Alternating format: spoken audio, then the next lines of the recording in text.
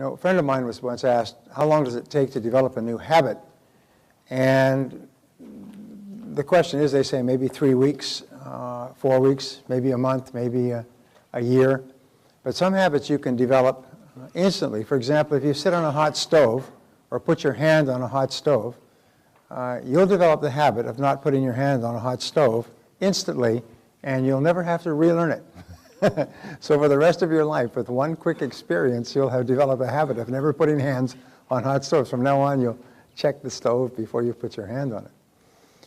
There's a little thing in biology where they talk about if a cat sits on a hot stove and burns itself, that cat will never again sit on a hot stove. He'll learn immediately. But the problem is the cat will never sit on a cold stove either. The cat will never sit on any stove. Never take another chance at all around stoves. Human beings are often like that. Often we have one negative experience and we say, that's it, and we won't ever try in that area again. And yet you'll find that most people who are successful have failed so many times they've lost track of it. They just try and fail and try and fail and try and fail. They don't like to fail. Nobody likes to fail. But they recognize that, well, this is part of the experience. You have to make mistakes in order to learn how to be successful. And so the critical thing is don't make a mistake and then never try something else. You just learn from it, pass on, move ahead, especially in relationships, especially in business. I sometimes will ask an audience, is there anybody here who's been lied to or let down or cheated or betrayed or swindled or badly done by or treated poorly when they were growing up and had a bad childhood, bad marriage, bad relationship, went broke, lost all your money, anybody like that? And by this time, everybody's got their hand up. I say, well, good, get over it. Let's get on with the rest of your life. People are just shocked. Wait a minute, I've paid a lot for that suffering. You can't ask me to just give it up. But they think that they have to hold on to it. Like, I paid for that. I own that suffering, and you're not going to talk me out of it. And you start to think, isn't that amazing? Amazing. Like leaning on your hot stove and saying, take your hand off the hot stove. No damn well. No damn way. I'm going to stay here and burn until the skin starts to smolder. Well, why? Well, because I put my hand on this hot stove. And the old days where they say, well, if you made a bad marriage, well, you made your bed, you have to lie in it. The idea was that if you made a bad marriage, well, you just stayed in that bad marriage for the rest of your life. I had a woman in my seminar, a very nice woman, attractive woman, about 28. And she came to me at the break, and she'd come by herself. She said her husband, she was gone out with him for about 2 or 3 years, and they'd been married for 2 or 3 years. And she said, you're saying that if the marriage is not working out or if I'm unhappy, I should think of leaving. Well, I never put those words in people's mouth. I said, well, she said, I've got almost 6 years of my life in this relationship. But he's abusive, and he's negative, and he criticizes me all the time, and he runs me down, and he drinks, and I mean, it just never what I expected. And she's, as I say, she's a very nice woman, very smart, attractive. So I said, well, let me ask you a question. I said, how long are you intending to live? I said, well, how do you mean? I said, well, you're 28 now, and so let's say you live the lifespan, average lifespan of females in our society, 80 years. How many years is that? 52? Yeah, it's 52 years.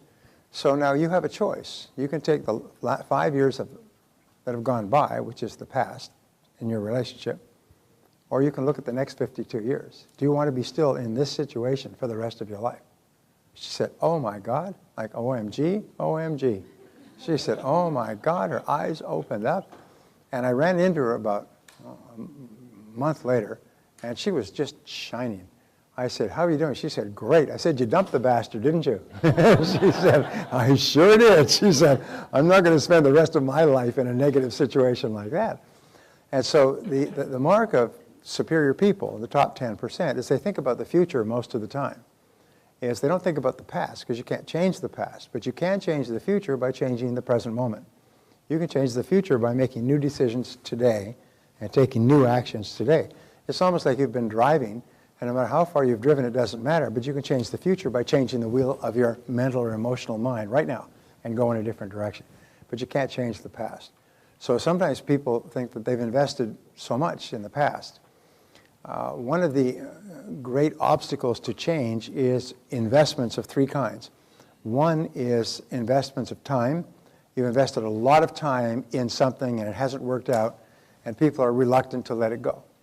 But I say, if you've invested time in something and it hasn't worked out, and obviously it's not going to work out, then the question you ask is, if I were not now doing this, knowing what I now know, would I get into it? And this is something we teach in the Total Business Mastery Seminar, called zero-based thinking. If you were not now doing this, knowing what you now know, would you get into it? And I call it a Kwink analysis, K-W-I-N-K. Knowing what I now know, what would I do? And so I say to managers, if this person applied for their job again today, knowing what you now know, would you hire them?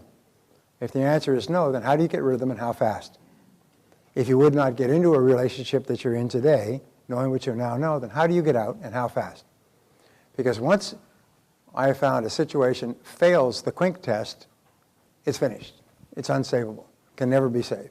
People keep thinking, well, maybe something will happen, a miracle will happen. I like Peter Drucker's comment. He said that it's not that miracles don't happen, it's just that you can't count on them. And a lot of people think a miracle will happen and save them from all the mistakes that they've made or the time or money they've wasted. So just ask at every part of your life, is there anything that I'm doing today that, knowing what I now know, I wouldn't get into? And if the answer is no, then how do you get out and how fast? Going back to investments, the second investment is of money. We invest a lot of money in something and we lose our money.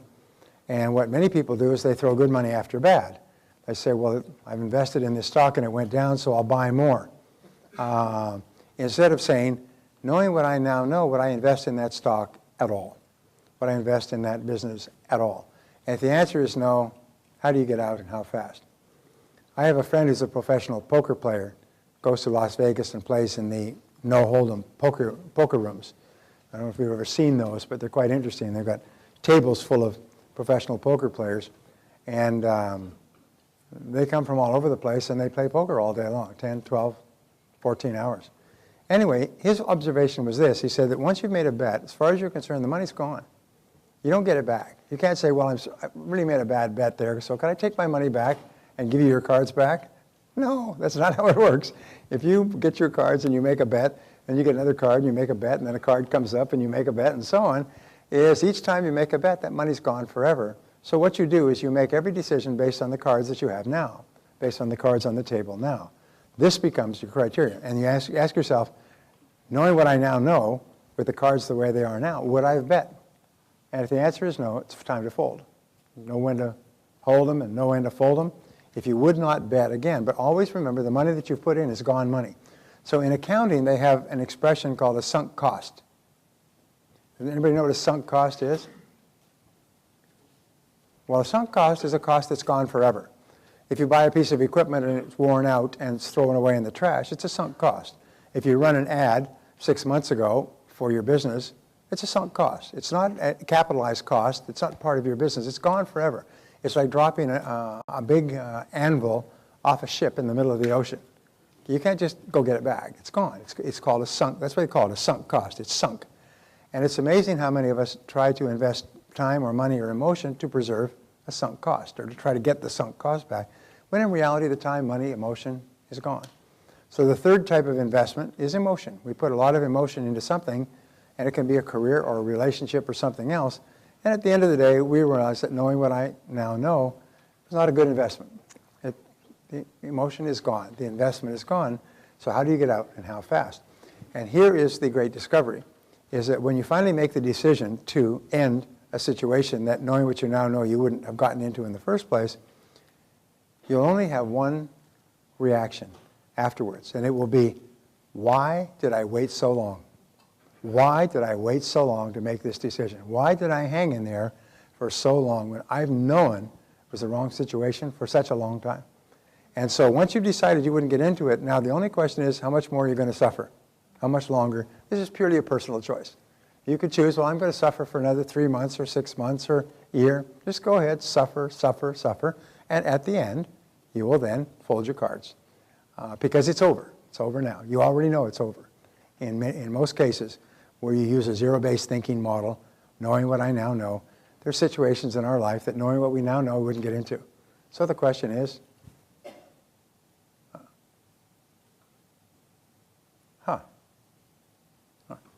the question is, knowing what you now know, would you get into it? Well, let's look at the Worry Buster.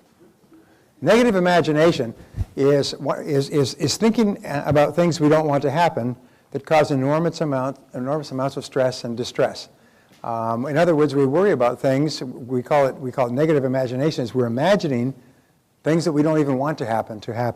So we say, so negative imagination, we say worry creates fear, which can be described as fantasized experiences appearing real. Fantasized experiences appearing real. Because here's some of the discoveries that they've done with regard to worry. Worry is a sustained form of fear caused by indecision. It's a sustained form of fear caused by indecision. In other words, you're not in, you're not out. You do it, you don't do it. And so the only real cure for worry, as we'll come to, is decisive action. Get busy, take action, move forward. You see, the mind can only hold one thing at a time, positive or negative. If you get so busy working on your situation, you don't have time to worry anymore. So a study was done on the things that people worry about. 40% of the worries people had never happened. 30% of the things were in the past for which nothing could be done. 12% were needless worries about health. And 10% were petty worries about little things. Did I park the car right? Did I leave my stuff in the car?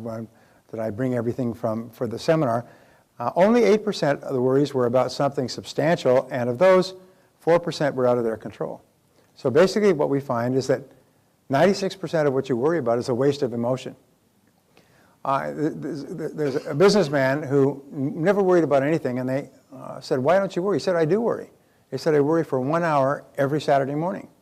And what I do during the week is when I think of something that I'm worried about, I write it on a piece of paper, and I put it into this box. And then I don't think about it till Saturday morning. At 9 o'clock on Saturday morning, I go and get out the box, and I just go through all the things I was supposed to worry about during the week. And surprise, surprise, by Saturday morning, 80–90% of them have disappeared. So he says, I'm going to worry, just not now. I'm just going to worry. I'm going to have a worry time on Saturday morning. And as a result, he never ends up worrying. And you should do the same thing. Just take a little box or an envelope. Whenever you think of something you're worried about, write it on the envelope and say, I'll have worry time on that later. But you'll notice if you get really busy, you forget to worry. You can be busy all day long and you forget to worry all day long. You think, oh my God, it's 5 o'clock. I haven't worried about that all day. I've got to get some wood on the fire. I've got to get it burning again. I've got to think about it and get myself worked up. So to eliminate worry, live one day at a time. That's one of the great rules. Live one day at a time. Get the facts. Before you start worrying, there's a rule that says, just for today, I will remain calm. Just for today, I will not think about the things that make me upset. Just for today. And anybody can live one day at a time. In Dale Carnegie's famous book, How to Stop Worrying and Start Living, the very first day, he talks about living in day-tight compartments. The very first chapter, he says, the key to not worrying is to live one day at a time. And don't worry about things that may happen in the distant future. In the Bible it said, sufficient unto the day are the cares thereof. So just be concerned about what's happening today, which is under your control. The second is to get the facts. Many times we get upset or angry about something or we worry about something because we don't have the facts. We have a half fact or we have a partial fact. And so the first thing you do is ask what exactly has happened. And you ask questions. And how has this happened? And what is the situation? And what's going on? And you find it is impossible to worry while you're asking questions and trying to get more information because of the law of substitution. So you focus on asking questions, and you ask several people what has happened here until you have a very clear idea, and very often you'll find there's nothing to worry about. Very often you'll find that what you thought you needed to be concerned about is really not a problem at all. In fact, you may have even had the wrong facts when you started worrying about it. The third thing you can do is use the Worry Buster technique. Now, the Worry Buster technique is one of the greatest techniques ever discovered. It's a life changer. It changes people's thinking forever. It's certainly been very helpful to me. You define the worry situation clearly in writing.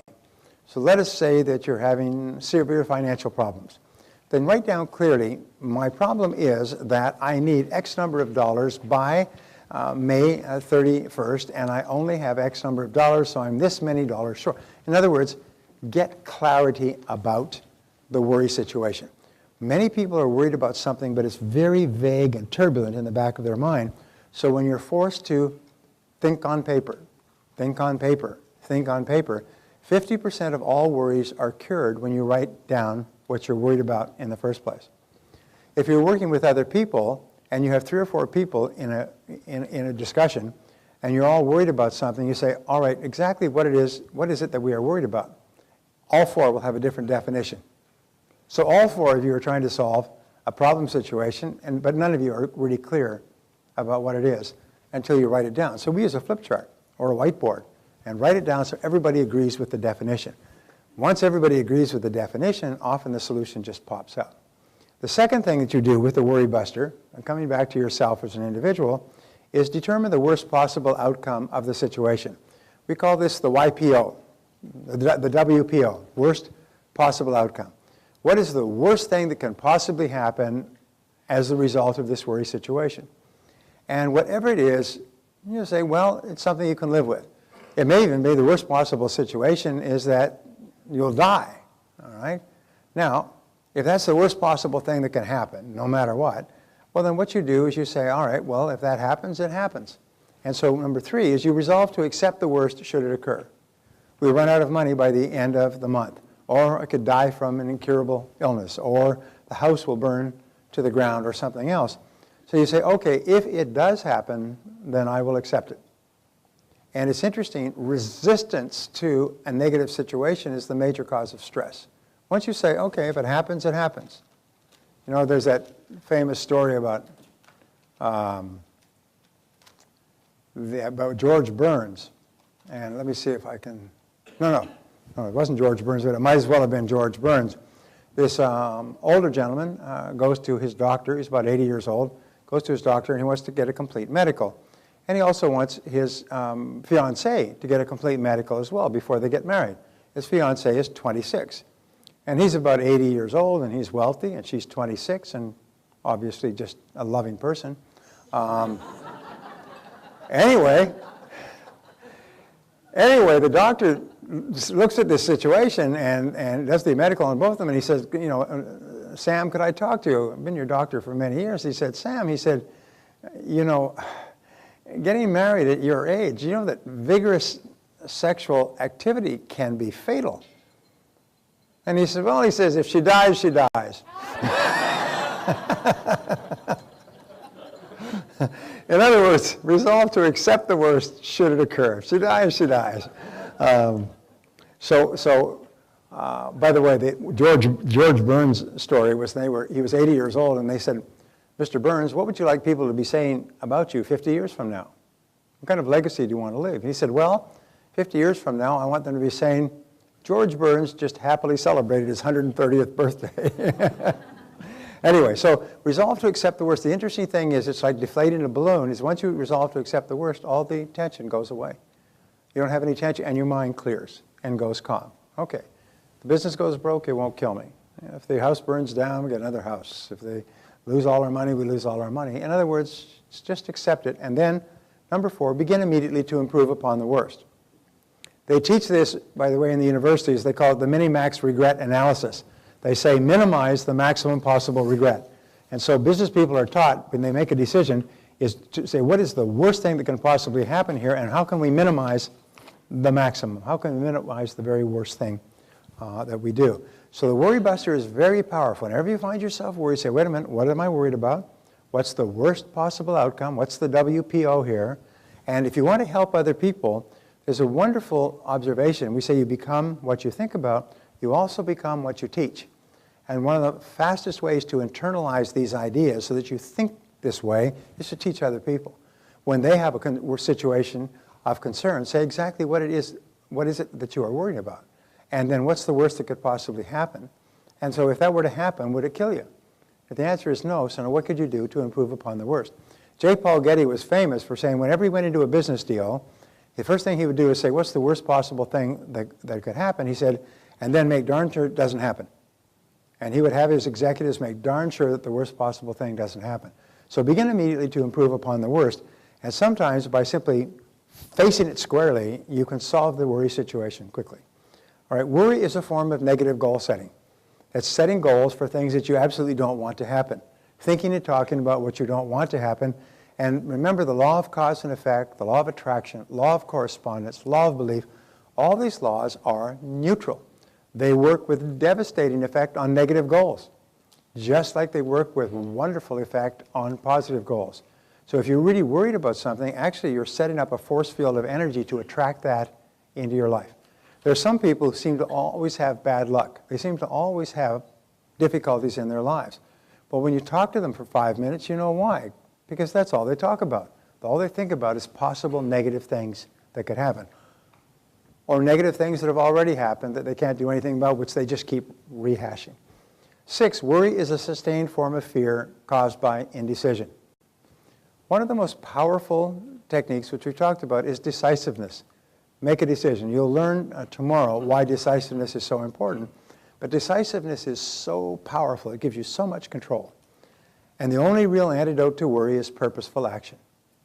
So what I want you to do is use the law of substitution. Law of substitution says get so busy working on your goals that you don't have time to worry. And the interesting thing is that if you get so busy working on a goal, minimizing the worst that can happen, soon you reach the point where you just don't worry anymore. Remember, worry is something you probably learned from a parent. One of your parents taught you to worry because they worried all the time. And they worried about little things and big things and little things and big things. And you grew up with a worldview that worried is what you do when you're an adult. And the other thing is the higher your self-esteem, the more you like yourself, the less you worry about things. People who worry about things think that if something goes wrong, it's a reflection on them. Something fails or doesn't work out. And you have to say, no, if things just don't work out, it's not a reflection on you. Just because you fail when you try something, which is much better than trying nothing, doesn't mean that you're a failure. It means that you're a learner. Interesting point in America. Some of the most admired people in America are the entrepreneurs who started from nothing and built great fortunes. 3 or 4 who come to mind are, of course, Bill Gates, and then Warren Buffett, and Larry Ellison of Oracle, and Michael Dell, and then the Waltons. 5 of the Bill Walton or Sam Walton's descendants are among the 5 richest people in the world. Nobody knows how, but he was able to split his entire $100 million worth of fortune amongst 4 kids and 1 wife, $20 million each. And nobody knows how, and the documents, all the trust documents were sealed. No taxes.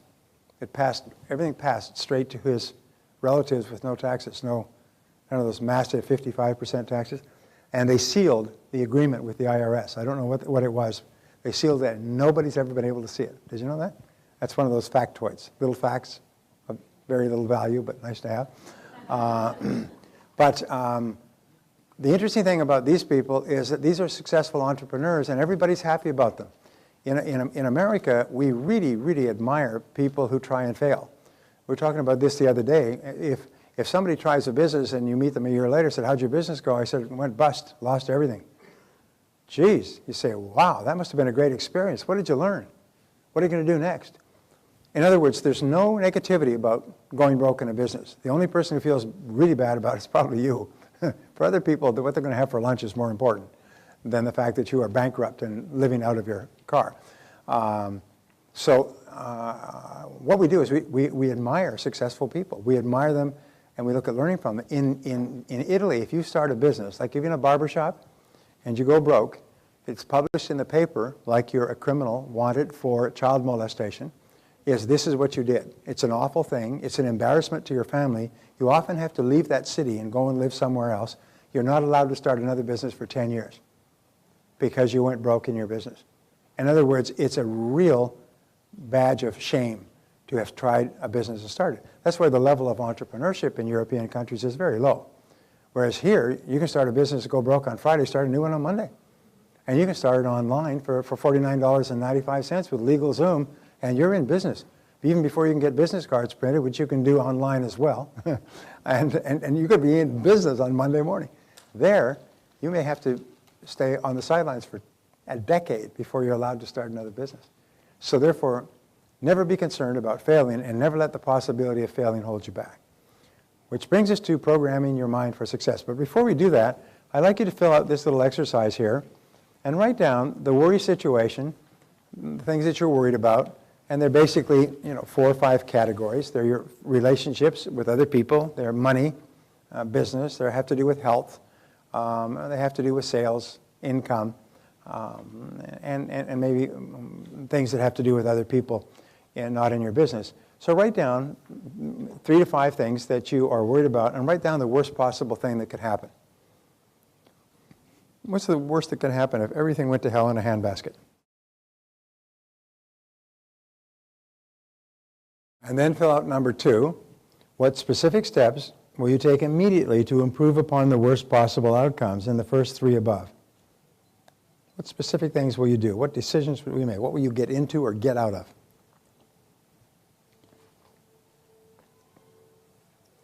And then finally, what one action are you going to take immediately to stop worrying and start living?